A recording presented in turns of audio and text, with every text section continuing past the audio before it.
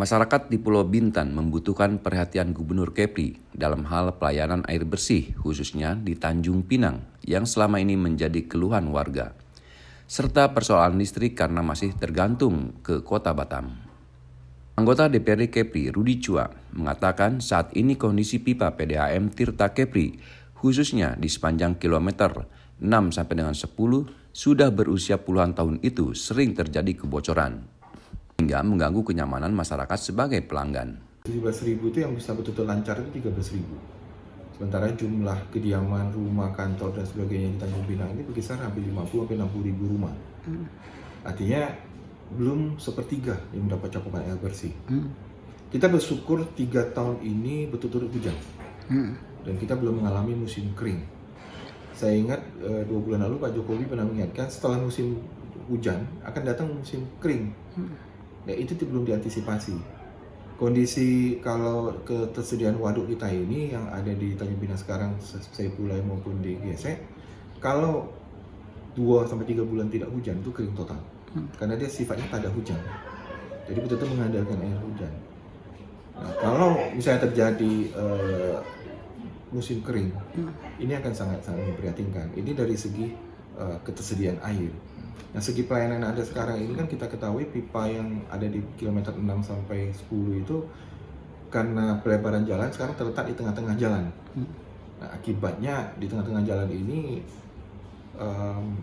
pipa ini sendiri seperti pipa PCM itu diresmikan bulan Mei tahun 71. Itu daya tahan dia terhadap tekanan menjadi beban, apalagi mobil yang di atas sekarang seperti kontainer ya, truk kontainer. Jadi itu sangat rentan pecah. Begitu dia pecah, pelanggan terganggu, pengguna jalan terganggu. Nah, itu yang kita harapkan bahwa di tahun 2023 ini pemerintah provinsi menyediakan anggaran untuk melakukan rehab pipa tersebut.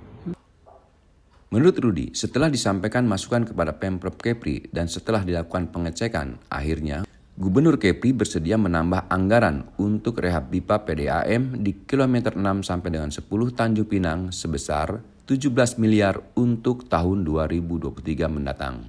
Untuk tahun depan, memang setelah kita sampaikan masukan ke provinsi, kami bersyukur Pak Ansar, beliau tadi kan memang anggaran tidak ada. Tadi setelah beliau mendapat masukan, beliau melakukan pengecekan dan beliau menambah sekitar 17 miliar untuk rehab pipa yang ada di kilometer 6 sampai kilometer 10. Nah, kita berharap paling tidak ini bisa mengurangi permasalahan pipa pecah dan juga gangguan kenyamanan kepada pelanggan PDAM maupun pengguna jalan. Rudi juga berharap jika anggaran itu mencukupi, perbaikan beberapa pompa juga menjadi hal yang sangat harus disegerakan. Pengguna jalan. Nah, kalau kita harapkan kalau memang mencukupi, anggaran itu bisa digunakan juga untuk melakukan pergantian beberapa pompa. Jika tidak ada hambatan dengan perbaikan pipa itu, otomatis terjadi pembongkaran jalan karena ada pergeseran pipa. Tahapannya saat ini, kata Rudi, dalam proses penganggaran dan belum ada gangguan atau hambatan untuk pelaksanaan rencana tersebut. Mau tidak mau akan terjadi, karena untuk rehab itu kan pipa itu harus dilakukan pergeseran. Atau paling tidak bisa aja pipa itu dibiarkan, tapi dipasang pipa baru di sepanjang jalan, sisi jalan, sehingga paling tidak ya akan terjadi sedikit tidak nyamanan. Pembenahan itu sebenarnya juga keinginan dari Gubernur Kepri agar pelayanan air bersih di Tanjung Pinang lebih baik. Sekarang alhamdulillah itu masih dalam proses pelanggaran, artinya belum ada gangguan, belum ada permasalahan yang mengganggu kelancaran itu. Seharusnya pergantian pipa itu sudah dilaksanakan sejak dulu, namun sering terkendala keterbatasan anggaran. Pipa yang sering pecah itu sudah cukup tua sejak diresmikan pada Mei 1971 silam. Seyogianya itu memang dilakukan penggantian dari dulu, tapi karena keterbatasan anggaran kita memaklumi, karena pipa yang sering pecah itu adalah pipa PCM yang diresmikan bulan Mei tahun 71. Jadi kita juga berharap ada pipa RPD di sana yang juga kalau itu dimungkinkan memang sedang dihitung untuk melakukan penggantian serentak, sehingga paling tidak titik-titik yang pecah itu akan berkurang, terutama di kilometer 8 sampai 10. Sementara itu, penanganan persoalan listrik di Pulau Bintan juga harus diperhatikan. Pasalnya, dari total kebutuhan puncak pemakaian pada malam hari yang mencapai 86 MW, semuanya berasal dari Pulau Batam melalui jaringan interkoneksi bawah laut. Rencana PLN akan membangun PLTU di Bintan sebesar 200 MW juga gagal atas instruksi pemerintah pusat. Padahal persiapan lain sudah selesai dilaksanakan. Kita pada gini, kebutuhan puncak listrik kita itu berkisar 86 mega di seluruh Pulau Bintan. Dan semuanya itu berasal dari Pulau Batam, dari jaringan interkoneksi Batam Bintan. Dan pada saat down itu ada sekitar 60 kurang lebih 60-an lah, karena siang hari. Kita dari puncak kita tuh pada saat malam hari.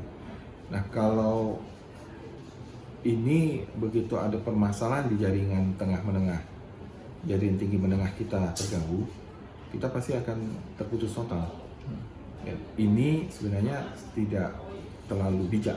Saya kira PLN sendiri juga sudah merasakan ini dan mereka merencanakan untuk membangun pembangkit 200 mega yang di Bintan, tapi gagal karena menggunakan PLTU.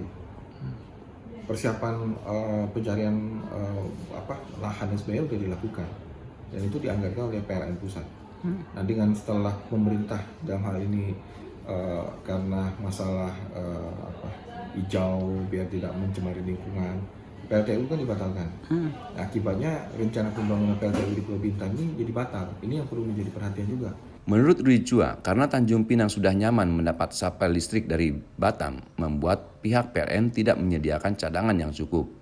Alat yang ada sekarang tidak mencukupi jika terjadi pemadaman dalam jangka lama. Solusinya memang harus ada pembangkit listrik. Karena PLTU tidak diizinkan, langkah yang bisa diambil adalah tenaga gas.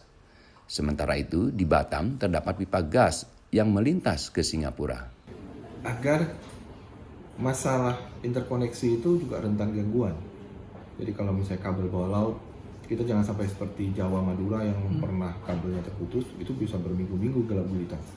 Karena kita ini sudah keenakan mendapat suplai Batam, PLN di sini juga tidak menyediakan cadangan yang cukup. Jadi mesin-mesin yang kurang daripada ada sekarang ini mungkin hanya kurang dari 10 mega gitu. Artinya kalau jadi pemadaman total yang memakan waktu panjang, kita ini Tanjung Pinang atau Bintan ini terancam pemadaman yang cukup memprihatinkan nantinya. Karena kita tidak ada cadangan untuk mengatasi kalau seandainya terjadi gangguan itu. Jadi apa kita solusinya Pak ya? Pembangkit, harus ada pembangkit.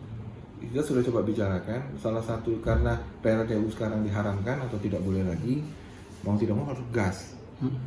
Karena masalah gas ini, kita ini kan di Batam kan ada pipa gas yang singgah di Batam untuk ke Singapura. Nah, pemerintah perlu memikirkan untuk piping dari Batam ke Bintan. Dari kota Tanjung Pinang, tim liputan GOES Indonesia melaporkan.